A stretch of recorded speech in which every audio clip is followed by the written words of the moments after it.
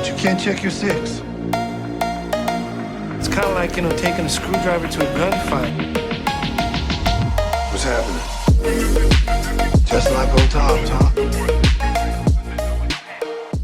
So this movie, last one. Yeah. Last one. Finally there. Beyond the Law, 2019. Beyond the Law. Now, I don't know where we went wrong. I honestly don't know, because all three of us thoroughly believe this. We read it somewhere, or we saw it on a Wikipedia page somewhere. I genuinely don't know where we went wrong. But we all thoroughly thought that Beyond the Law, 2019, his last movie, was a sequel to Above the Law, 1988, I think? His first movie.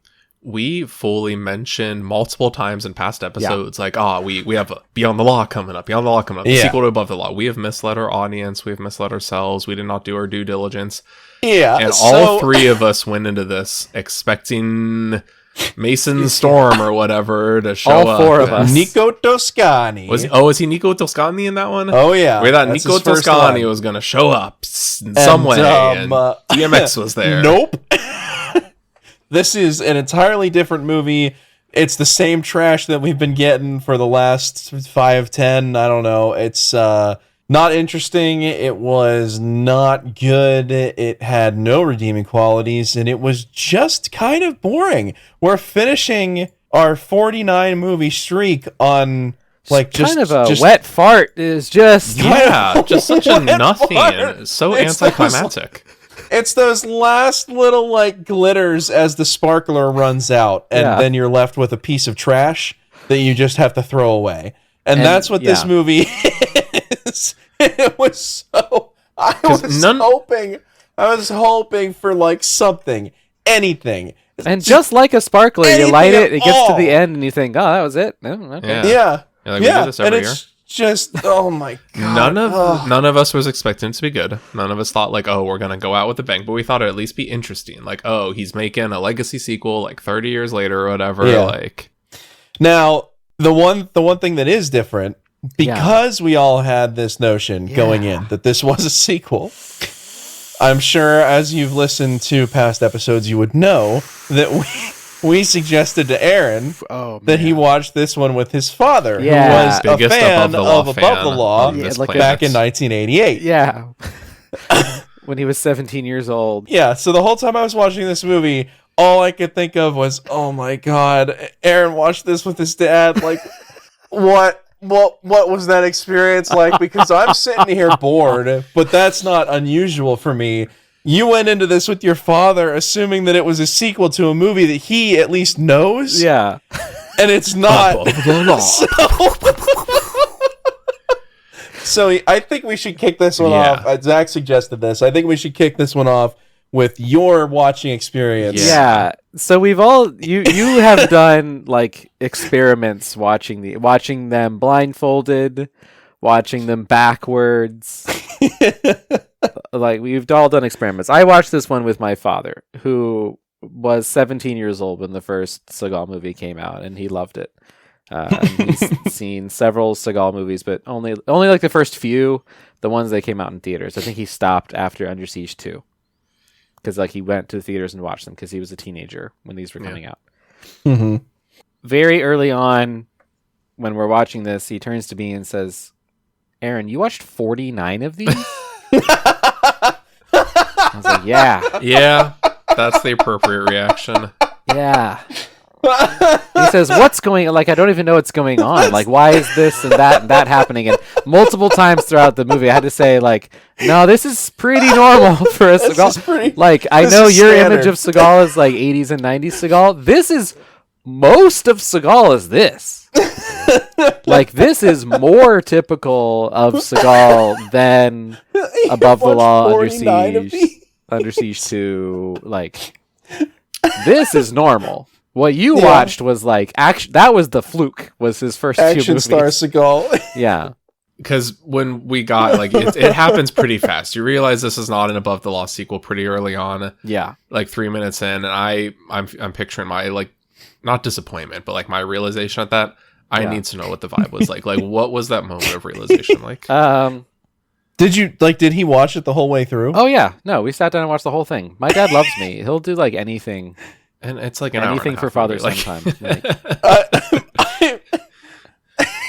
But I need I mean, to know that's if great. there was I a just- shift. If when this experiment failed, what happened in that room? Well, he did consume. I think it was 3 rum and cokes throughout That's also the movie. the appropriate reaction As to sitting down. And Each 20-minute mark in the movie, the ratio of rum to coke tips a Yeah. little more in the favor of rum. He went through quite a bit of Sailor Jerry to finish this movie. No, I mean, like, really early on, we came to the realization that this was not, in fact, a sequel. And he kind of got, like, really into just ragging on it. Yeah, That's okay, awesome. he understands. He Perfect. understood what this thing is. Like, he understood the assignment. Yeah, he understood the assignment. He got right into, okay, this is how we're going to enjoy this movie, is we're going to have a few drinks together, and we're just going to rag on it the whole way. And I don't Perfect. remember a single line from this movie, but I do remember about 15 things my dad said. So, yeah. It was fun. It was this is the most fun I've ever had watching a Seagal movie. It had basically that's nothing to do with. Wait, even more than the first Above the Law that you came in and gave 3.5 stars and Oh yeah. Oh, I didn't rate this movie on Letterboxd yet. Dang it. No, this was way more fun. This is a much more fun watching experience than any of the other Seagal movies I've ever seen. It still sucked. It was I'm very boring. jealous. Don't recommend. Don't watch it. Don't Did your watch father question why Steven Seagal was not the main character of the Steven Seagal movie? You yeah, have to explain that he that is said, very common. it. My last quote from my dad, this is like right at the end of the movie. He asked, "How is this even a Seagal movie? He's the antagonist's father. He ain't no Gino." He ain't no Gino. Ain't no No, that is true. That is 100% true. He is not Gino here. He's no Mason Storm. He's no Nico Toscani. He's not even a Forrest Taff. Hell, he's not even a Jack Taggart. He's barely a John Alexander. Pick one. Pick a John Alexander. He's not any of those. This guy, he wishes he was Frank Glass. He's nothing. Frank Glass was not one of those names. Oh, Frank, you know what movie Frank Glass was from? Which one? That was from Ticker. Oh my god, you're He is kidding more me. active in Ticker than he is. That's in what I'm saying. He's not Oh, even a Frank Glass. He's not even a show up for like 6 God. days out of the 12-day shoots. Yeah. And We didn't know what we had We didn't with know. Ticker. Yeah, We okay, thought so- we were at the bottom. How disgusting is that? So I have so few thoughts about this movie. Oh The my main God. overriding one I kept thinking of, I just kept, because, you know, this is the bookend, this is the moment of reflection. All I could think about was, you know, I'm looking back, I'm seeing like, you know, the Seagal movies flash before my eyes. I don't have many thoughts on this movie itself because in the entire time, the most preoccupying thought was just like the weird things that we've lost, the in memoriam that I'm just like, I don't miss. They weren't good, but I'm like oddly kind of like nostalgic for at this point. Yeah. Because it's like this was very modern Seagal, and like Yeah. it kind of feels like a Seagal movie is a Seagal movie, but like, you know, it evolved, it changed. I like the whole time I'm watching, I'm just like, I would kill for just like a 20-minute unrelated like plot point, like for Yes. a different movie opening that gets dropped 20 minutes in. Yes. I would love if like the first 20 minutes had nothing to do with the rest of the movie. Like we lost that. Like, I would love if there was actually some kind of weird theme he was trying to shoehorn in here. Because we didn't even, like, talk about this, but for a while there I was joking that, like, the only theme he could grapple onto was that, like, divorced guys, like, don't get enough credits.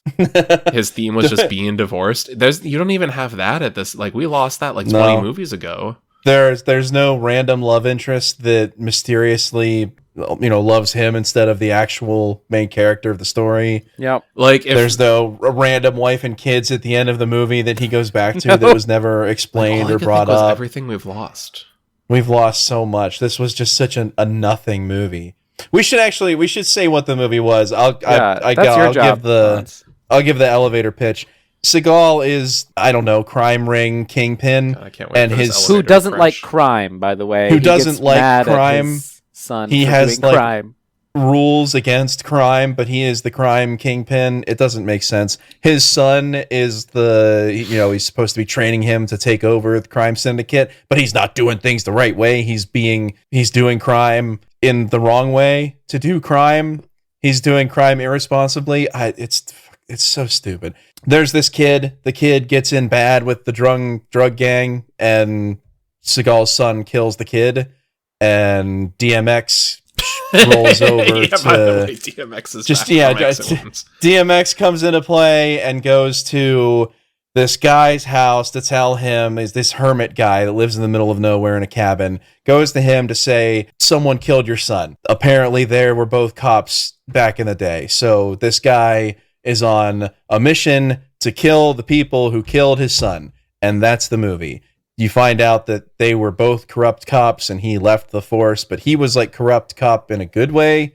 Like he used his corruptedness. He was just a cop who got things done. Yeah, but like that's supposed to be the lesson or something. I don't know. He ends up killing the guy who killed his son, and that's the movie. It's nothing. Like it's really nothing. Do you want to know how frustrating it is when we learn that the main character we're following, like that the main character following is not Seagal, and the main character we're following is like this former like tough hard-nosed cop. Again, we're thinking this is going to be a sequel to Above the Law. In Above the Law, Steven Seagal was a cop who did things dirty, but he got results. Like he was tough and he just went in and beat people up, but he got things done and he like took care of business and he exposed the CIA. Do you know how frustrating it is? Because we didn't just watch a movie that is not the sequel to Above the Law. We watched a movie that if you just did like a swap of two characters could be a sequel to Above the Law. Yeah. If just the main character was this former cop from the city, because they don't even say what the city is. They just say the city, and they just say if you go to the city, you're going to do drugs and get shot. Say the city. My dad asked me, where does this take place? And I said, the city. And he's like, okay, I wasn't sure if I missed anything. He's like, nope, that's pretty normal. So we could, The city. so it could be the same city, which I think Above the Law was that Chicago? I don't know. And the main But yeah, character, no, you're right. he's like a former cop. Like he was a cop 30 years ago, but he's retired now. He wanted to get out of the city to save his kid, and his wife is dead now. And Seagal's not that guy. Seagal's like this crime boss. I'm like, wait, you did write the sequel to Above the Law. If you just made Seagal that main guy, and his name was Nico Toscani, you have to change very little else. That's a really good point, honestly. Do you know how frustrating that was to realize? Do you think the That's a really scriptwriter good point. didn't get the memo that that he also thought he was writing the sequel to Above the Law? Maybe. That's my only explanation. I can imagine that it was originally a sequel to Above the Law, and then they had to Seagal pivot. just like randomly picked a completely different character. Like it Is was that- originally so, Nico hold on. Toscani, and then Seagal just I want to be that guy, and the writer's like, what? No, Mr. Seagal, but I have something for this. Now, this comes from the IMDb trivia section, which we know is not always, the most so reliable. we just assume this is going to be false, but But the first thing in there is Steven Seagal accepted this role as it has no stunt doubles, as no stunt doubles were required. And that's reasonably, that could be true because Seagal doesn't actually have a real action scene in this one. yeah, He's at the sitting very down end, for most he of the gets movie. A little fight. A little one, just a little itty bitty one where he he does the classic Seagal move where he The grabs hand twist his opponent's fingers. Yeah. Yeah, he grabs his opponent's fingers and holds them down real low. And for whatever reason, that means that they're entirely they're just completely- incapacitated their and whole body is at his will. they have no use of their other arm that he doesn't have a hold of. It's ridiculous. Or their legs. But yeah, no, that conceivably, this could have been the sequel to Above the Law, and Seagal said, actually, I don't want to play the hero, I want to play the villain, because he gets to sit in a chair the entire time. And smoke cigars and drink Johnny Walker Black. He smokes like 8 cigars in this movie. There was not a scene that had Seagal in it that did not have a cigar in his hand. My dad said, this guy smokes more cigars than Winston Churchill. Nice. This is very funny, just a particular timing that we watched this movie. This will apply to just me here. But Hans and I just went to the theaters and we saw The Ministry of Ungentlemanly Warfare, which That's a good features a guy point. playing Winston Churchill. And also, 2 days ago, they brought back Spider-Man 2, the Tobey Maguire Spider-Man 2. Oh, wow. So we went and saw that in theaters. And there's a scene, it's amazing, it's beautiful, it's gorgeous, I love it so much, where you have Alfred Molina as Doc Ock, which, first of all, just great in general. But there's like this one scene whenever he's like fully like, you know, in bad guy mode, and he's got these sunglasses on, and he has the robot arm like put a cigar in his mouth, and another one come by and light it, and he like blows out the match. Like there's so much absolute drip in that one like frame. Like he looks so cool smoking that cigar. So I have watched a weirdly high ratio of cigar smoking in movies just and within the J.K. last Simmons week. smokes a cigar in that movie. J.K. Simmons always chomping a cigar. Fantastic. Great. Born for that role. The funny thing is, it means nothing to me in this movie with Seagal holding a cigar. It's just a We thing had he more does. fun watching Dunoir smoke a million cigarettes in. Yeah. I miss was it The Dunoir so Foreigner? much. I wish we had even half of Dunoir. I wish we had a Dune just Like, man. that I was wish we had funny. Boudoir. I wish we had the bastardized Hoss version of Dunoir. when he like gets rolled into a river and then like climbs his way out exasperated and then pulls a cigarette like out from his ear. I love it. Yeah. Where you would keep a pencil I miss and then Dunoir lights so it much. and starts smoking it. Like that was great. In this movie, just means Seagal nothing. having a new cigar in every single scene is just like, really? Dripless. Like, come Well, on, man. like my Waste of time. dad was watching this, and at a certain point he just said, "Why is he drinking Johnny Walker Black? Like if he's some big rich crime kingpin, he would not be drinking that swill." Wait, I thought Black Label was one of their higher end ones. I mean, maybe, but it's still like It's like mid. I guess tier. it's still Johnny Walker. Like Yeah. that's still if you're crime boss, you'd have $500 bottles of whiskey. Well, I think at the end, like in production, he finished his bottle of Johnny Walker because in the final scene, he has a bottle of, I think it was like Macallan or something. Of course, they're all like turned away, but you can tell. Like they didn't, Yeah. the label's turned away, but you can tell. Wait, what is it that Sarah and I have been watching recently? This is completely unrelated, but we've watching something recently. There's a guy who's supposed to be rich. This is like a TV show, but he's always drinking Maker's Mark, and every single time we have Oh. to point it out. Maker's Mark.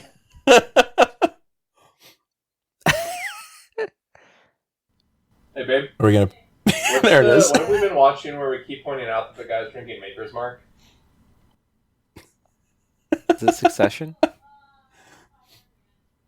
Oh, that's what it is. Thanks, babe. Yeah, okay, no, it's in the Tobey Maguire in that trilogy. It's James Franco's character. Oh, It's Osborne's kid. yeah. He every single scene in that movie, he drinks like he's his dad's dead, so he's like grieving that. But Yeah. both of them, Norman Osborn and James Franco, they're always drinking Maker's Mark, which is just Maybe That's they funny. just because got a taste for it. I buy Maker's Mark because it's reasonably praised. Like, but I'm not CEO of Oscorp. Maker's was the first thing I ever bought from a liquor store. I turned 21. I went to a liquor store and I thought, like, I'm going to go buy something to try, something that I've never had before. And I walked into the liquor store as a 21-year-old, basically still a child, and realized I don't know anything about liquor. I don't know anything about, like, different varieties of alcohol. I walked through the aisles looking like an idiot and saw Maker's Mark. The only reason I knew it was because Dad had, like, Maker's Mark memorabilia stuff in the basement in the bar. So I picked that up, brought it home, and I was all excited to try it. Not good. Maker's Mark. It's not bad. I use it I like for Maker's if I'm Mark, making an it's old fine. fashioned. If It's you- fine. It is very good for like mixers. Yeah. If you are making a cocktail with it, where that is not Yeah. the only thing. Maker's Mark is not a sipping whiskey. That's the problem. I still have that bottle. I'm almost 30 years old. 9 years on, and I still have that same bottle. Wow. It's only about half empty. I looked it up. A bottle of Johnny Walker Black Label is like $25. Woof. Oh, so I was wrong. Oh my I was gosh. absolutely wrong. Black Label is the bottom of the very bottom.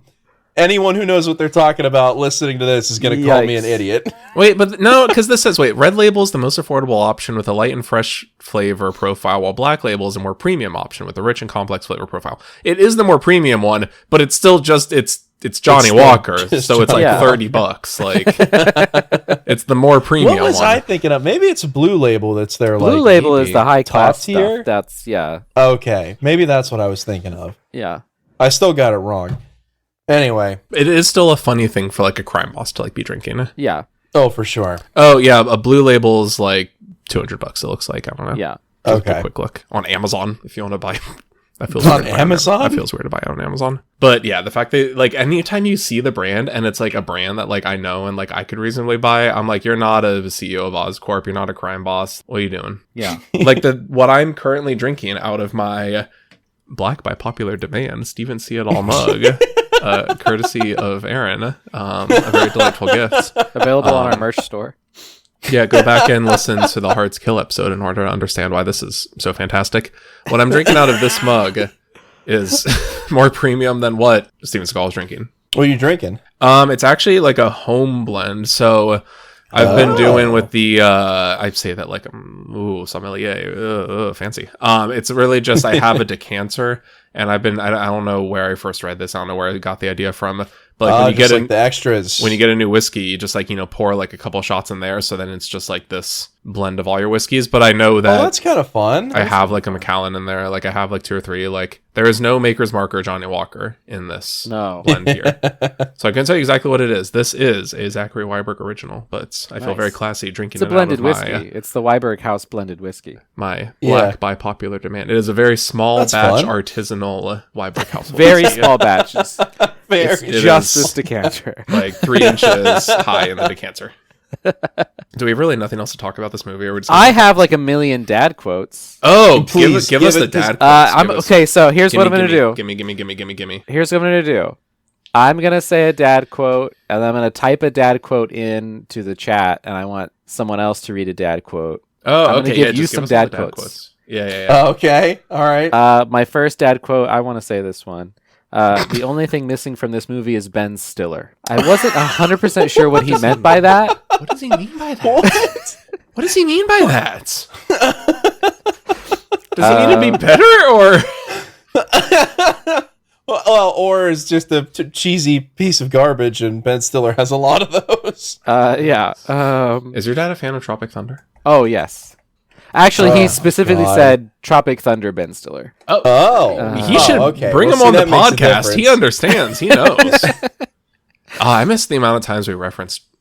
We used to. There's like a 10 episode run somewhere around like episode like 15 or 20 or something, where I want to say we referenced Tropic Thunder like every episode.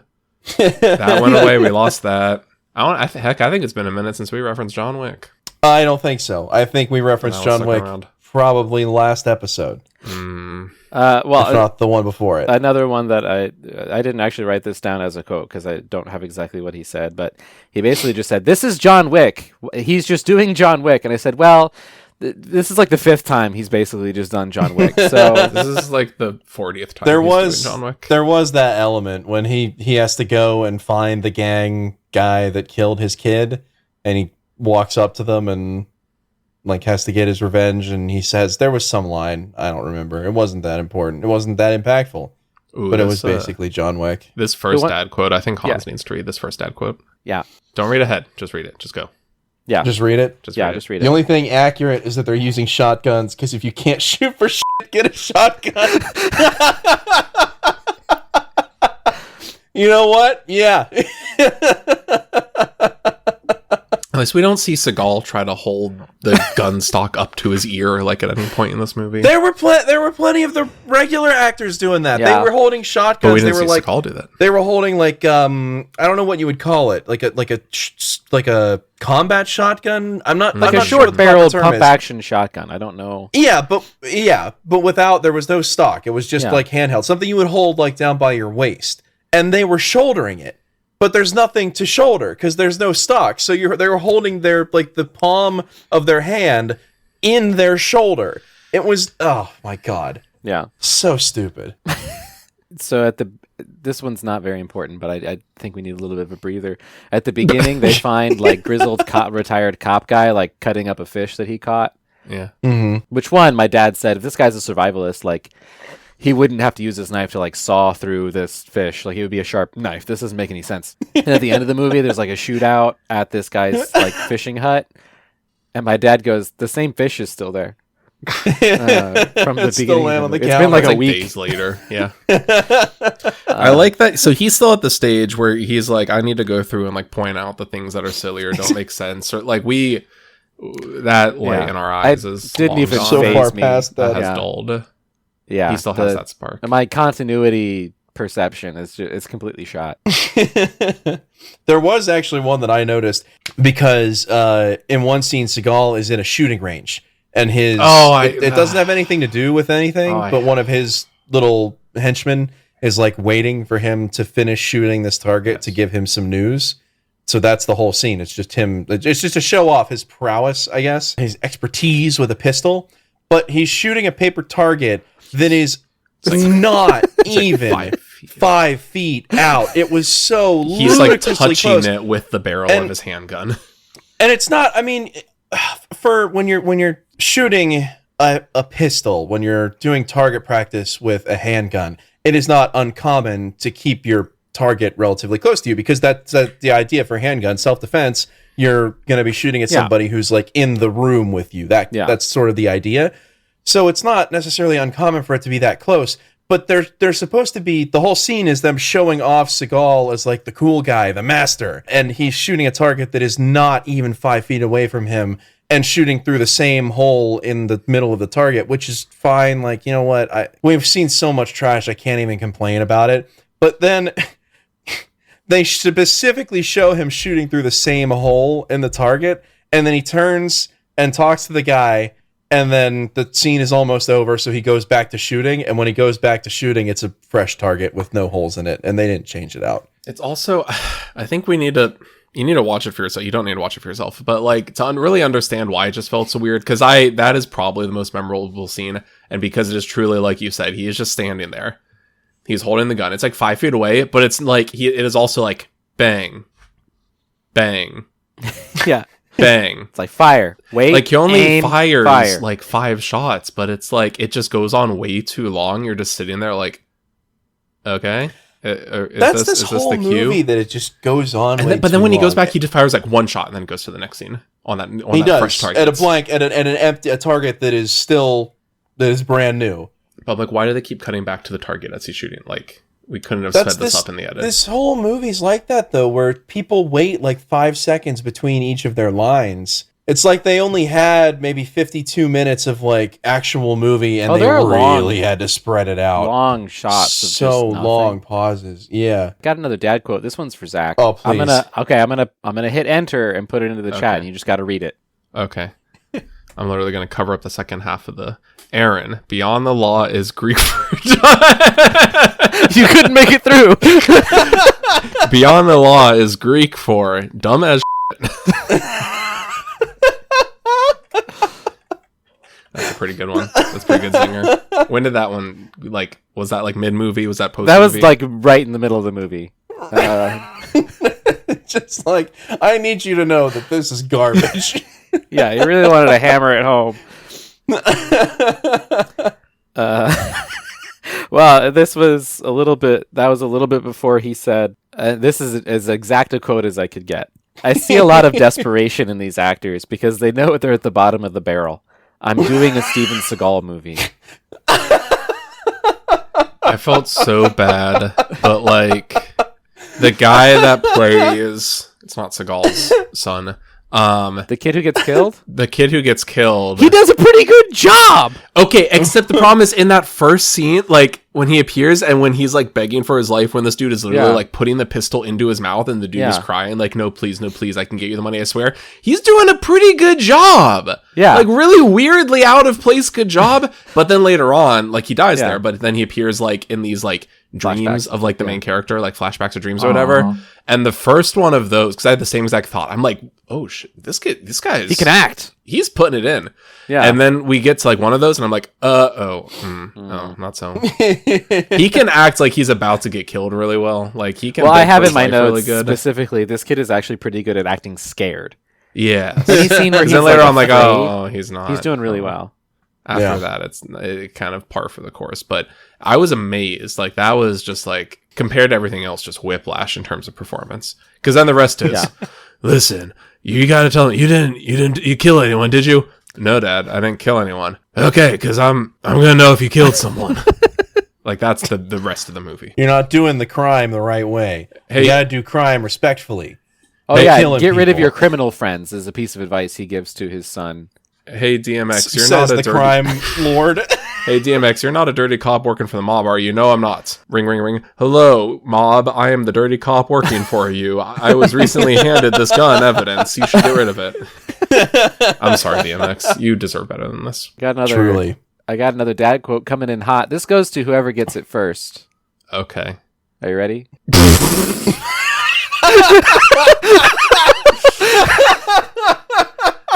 What was this in response to?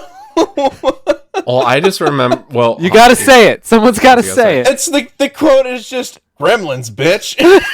Well, because I don't remember that. I remember they're in the car because that is my quote from the movie.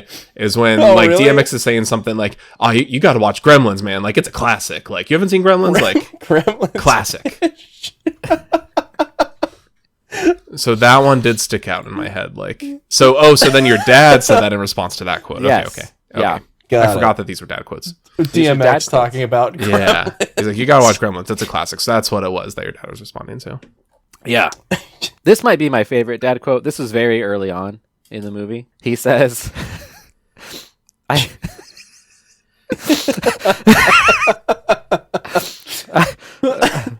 this is when I knew I had to start like writing down stuff he was going to say.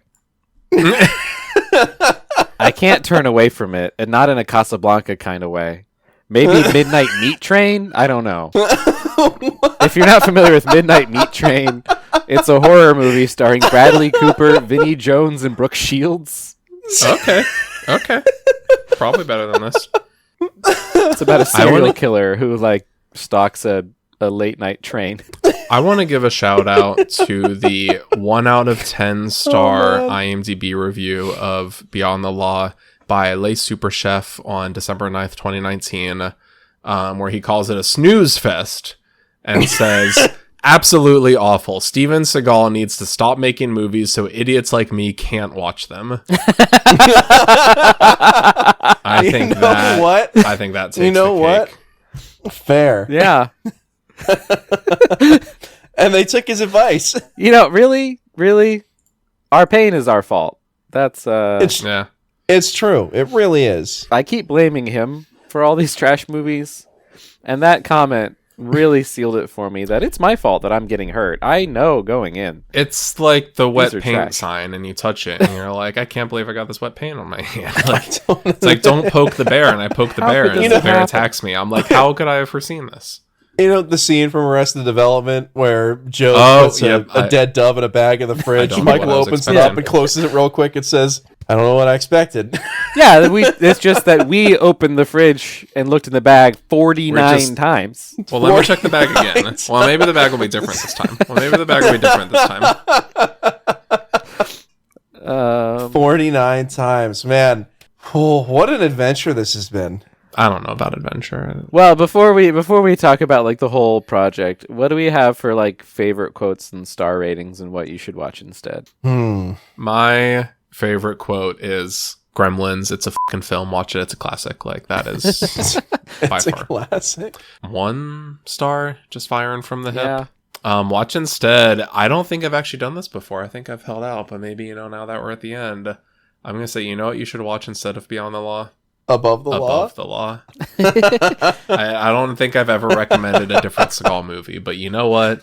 Just watch Above the Law, because then you'll see Steven Seagal's first starring on-screen role, and I don't think you'll actually gain anything from that. I thought we might gain something from that. That's why we did this whole thing. That's why we watched all these, because everything I do, I assume I will gain something out of, even if that is a bad thing I will gain. I think that was a mistake. This was a waste of like a year and a half, because I don't think you're going to gain anything from it.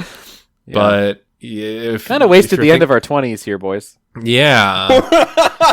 Literally, what? Not getting that back. My first year as a married man, my late 20s, just gone. Did kind of encapsulate a lot of important life. Yeah, there been some major life changes. I was watching Seagal movies. We gotta save that. Yeah, we gotta save that to talk about it. I was watching Seagal movies, and then I left to go on my honeymoon, and then I came back and had to watch more Seagal movies.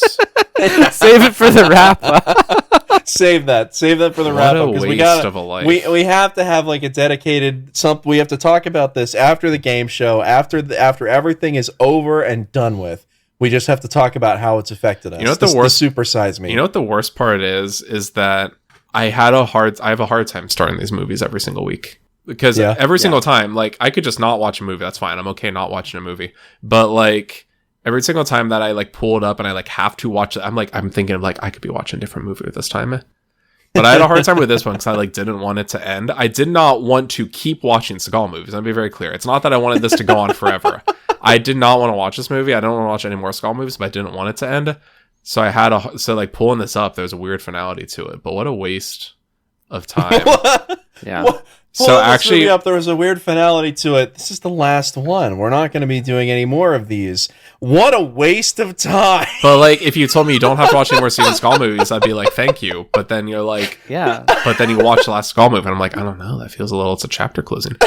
But it's like a whole chapter on your life. It's been like a year and a half. It really is. This has spanned a significant amount of time. So like, my movie I'd have you watch instead is ostensibly Above the Law, but I would also say don't watch Above the Law. So you might start a project that will hurt you. Yeah, we just watched Pirates of the Caribbean, Curse of the Black Pearl last night, Sarah and I. Oh, we're like, excellent movie. Dang. And that, you may have forgotten, it's actually a fantastic movie. Like, you probably remember it as a good movie. You probably remember enjoying it. It's actually, like, way better than you remember. It's awesome. That movie rips. That movie absolutely just shreds so hard. I had that same exact experience sometime last year. Rewatching Pirates of the Caribbean? Yeah, and you're like, wait, this this actually rules. Actually a good, like a solid, genuine, great movie. Like, we have, so they've been re-releasing the Tobey Maguire, like, they're doing all of them, but, like, we've watched Spider-Man 1 and 2 in theaters. And we watched Pirates of the Caribbean, Curse of the Black Pearl. Like, we were in the early 2000s, and, like, actually remembering that, like, these movies are, like, peak. Like, these are so good. They're great. Every one more enjoyable than the last. And then next week, we're going to watch Spider-Man 3, and, you know, who knows how that'll go. Controversially, as a kid, I really enjoyed the prequels because I was a kid, like the Star Wars prequels, and everyone, like, hated on them, but I was like, I don't know, I enjoyed them as a kid. I loved Spider-Man 3 so much when Spider-Man 3 came out. I loved Spider-Man 3 with my whole heart. So, I don't know. I think maybe the internet's going to come around and be like, actually, Spider-Man 3 is great now that we're having kind of like the Marvel fatigue. But I just wanted to be said, I was always there for you, Spider-Man 3. I know it has plot and pacing structure. I know that, like, cramming in Venom just, like, really did not work. And retconning Uncle Ben's death was a bit weird. And I know the New Goblin is... Like, with both Venom and with James Franco New Goblin, you have, like, way too much edgelord going on there. But, like, I with that movie so hard when it came out, and I will stand by that. Spider-Man 3, they can't make me hate you. You should watch Spider-Man 3 instead of watching Beyond the Law. There it is. There you go. Hans?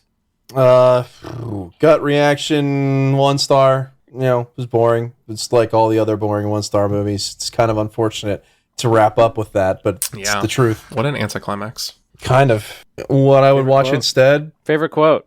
Oh, quote. My favorite quote. I didn't pick out a quote from this movie. Nothing stood out to me. There wasn't anything. There was barely funny. any dialogue. There really wasn't. There was a lot of just talking. You know, you better go get him. We have to go kill him so that he doesn't kill us first. And that's like the whole movie. That's the whole thing. Yeah. I'm going to say that it's not a quote, but it was a moment within the movie where there was specifically a lack of dialogue where the main character says that he's going to go back to his cabin in the woods and let them come to him because then it's self-defense, which, like, you know, okay. And he knows that they're coming for him, so he's prepared. He's going to ambush them as they ambush him. And then he just stands there out in the open, not moving, not doing anything for like a solid 30 seconds, and then he gets shot in the back. Yep. Like an idiot. See, that just makes me think. You remember back when we had The Patriot, and there was that cool old guy that had like the gunfight with like all the... with like the terrorist org, and then he starts doing like a little old man jig in the middle of the street, and he gets shot. At least there he was doing like a little old man jig. It was cute. Well, and that was tragic. He was a character that, like, he was the only redeeming character in that movie, and he was taken out of it too soon. In this one, it's just like bad writing. In this movie, you have Swilly, played by Bill Cobbs, who He's been in a million things. Like if you ever need like a kindly old black man to be in a movie, you call Bill Cobbs. He's been in like a million things, and he was acting circles around everyone. By the way, by far. Best part. I want to say he was had. good. I don't even remember what the line is, but I want to say he actually had a pretty solid line. Like he had like a same shit, different toilet kind of thing. Like I forget, he said something that just like made me chuckle that I enjoyed. Yeah. What would you watch instead, Hans? I probably should have had something better prepared for this because again, this is our last one. This is the last episode of this series. But we just watched The Ministry of Ungentlemanly Warfare, and it was really good. That was pretty fun. Like yeah. Oh, really? Well, okay. So when I say really good, let me put that into context because it was probably a 7 out of 10 movie. Okay. But like everything that you would want out of a 7 out of 10 movie. Like this was not a piece of art that will go on to win Academy Awards. It was just a lot of Nazi killing. But it was a great time, and I thoroughly enjoyed every single moment of it. Loved it through and through. Fantastic movie. Great. You should go watch that instead. Yeah, I think you would enjoy That's it. a good, solid recommendation. 1 star, because this movie definitely does not deserve more, but I've seen much, much worse. It was mostly boring. Grading on a curve. It's such a heavy curve. Yeah. My favorite quote, I don't have a favorite quote from the movie, but I think my favorite quote is every time my dad realized what scene from John Wick they were ripping off, and then would quietly quote the entire scene to himself. Literally me. Like multiple times your I would dad? hear my dad like whispering an entire scene from John Wick to himself. That was like related to whatever scene that was basically they were just ripping off John Wick. Yeah. And then in honor of my father, who encouraged me through this whole project and helped me get to the end and even finished it, he crossed the finish line with me. I will recommend his favorite movie of all time, Smoking the Bandit. Oh, okay. Yeah. No, Smoking the Bandit, that's a good one. Perfect. Yeah, I can respect that. That's a solid recommendation. That's our last movie recommendation from a Seagal film. I'm going to sneak one in. I'm going to recommend one during like the post show or something, like just to... No, the last one, it has to be John Wick. We have to be like, by the way, if you've listened to all 51 episodes, like... Yeah, if you've listened to this entire project and have not seen John Wick, go watch John Wick. Yeah. But as we've said, I think a couple times before, you start it at, I believe it is 15 minutes. Or go watch go watch Taken. Yeah. And if you want to, you can watch Taken 2. And pretty core inspiration. You can from watch those in this. You can watch the scene of him climbing the fence in Taken 3. Yeah. What was the video game that just did a thing on that? Helldivers. It was Helldivers. That's a parody of it. You can watch the Chronicles of Narnia, where Liam Neeson shows up. He's God true, yeah. in those. Is he really? He's Aslan. Yeah. Wait, have you never seen the Chronicles of Narnia, Hans? Why am I even surprised? I've learned nothing. I have seen it. It's been a very long time. I didn't know that he was Aslan. You can go watch The Phantom Menace. He plays Qui-Gon Jinn. You should watch the scene that Liam Neeson's in. In the TV show Life's Too Short, the scene where Liam Neeson tries to do improvisational comedy. Oh, that's that the Warwick Davis one? Yeah. You should watch Liam Neeson do improvisational comedy. Some improvisational comedy.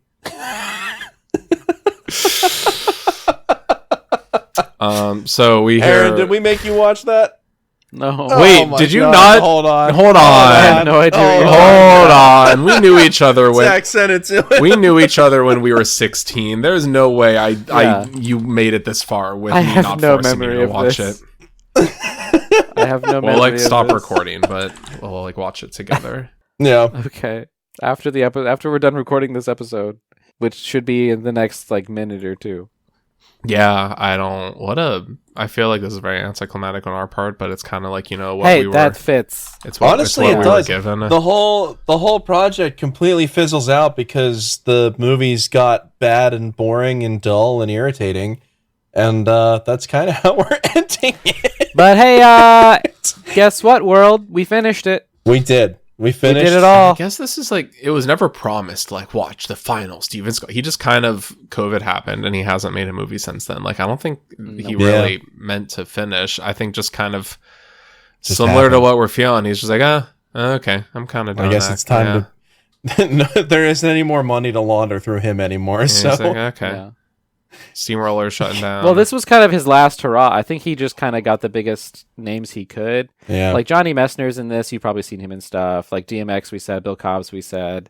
One of these guys was in A Christmas Story. Zach Ward, Zach who Ward. plays Steven Seagal's son in this, which is very weird that Steven Seagal's character is Augustino Finn Adair, and his son's name is Desmond Packer. Like, I didn't even... Yeah, don't think about it too hard.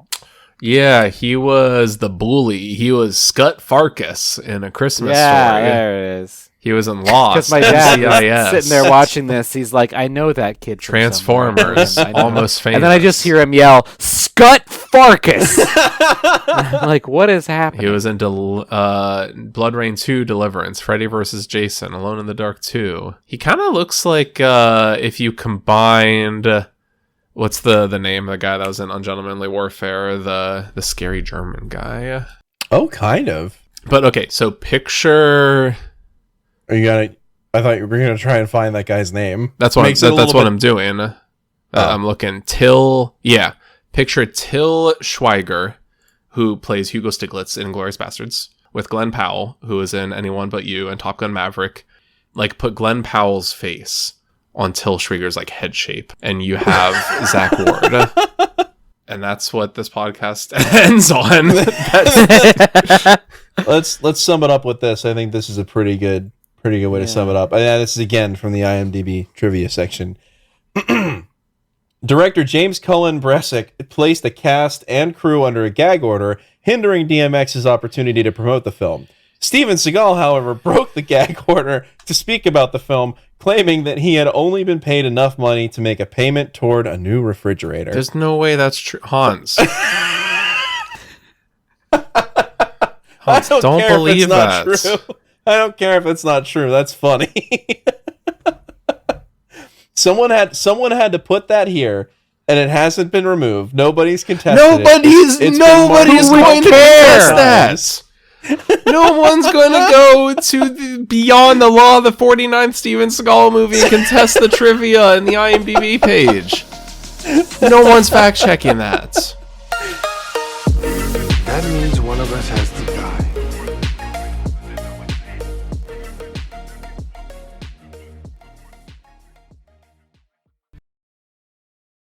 Man, end of an era. Look forward to the game show Yeah. where we... I honestly don't know, because I know Joey has some interesting things planned.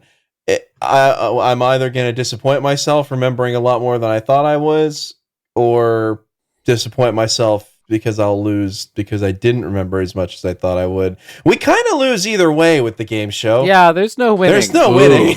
We do, though, need to figure out what will be the prize or the anti-prize. We should probably figure that out Yeah. now. Well, we're That's- putting up a poll on the Patreon. If you're a Patreon member, you can vote on what the prize should be. Loser has to watch all Is it- 49 Steven Seagal movies again.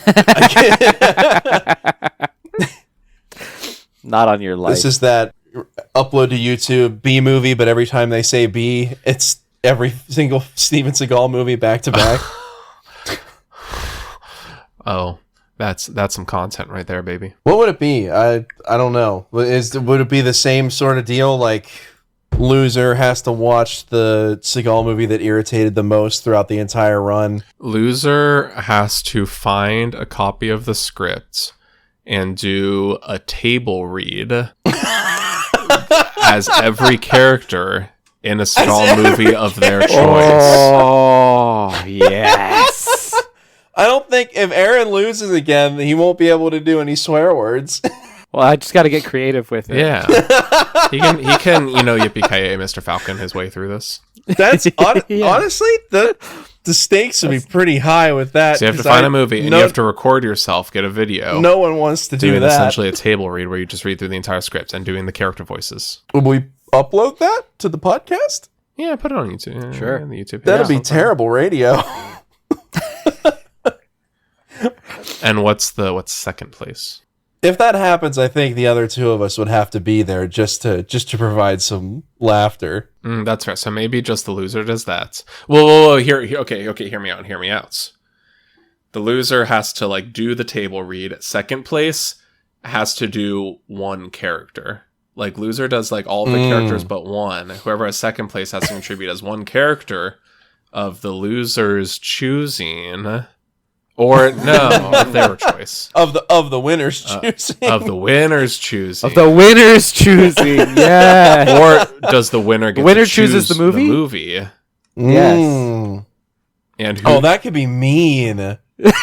oh, that you could know, be if I win, really I'm mean. doing ticker. I'm making one of you do the line read for. We could have had fame and fortune, ya fool.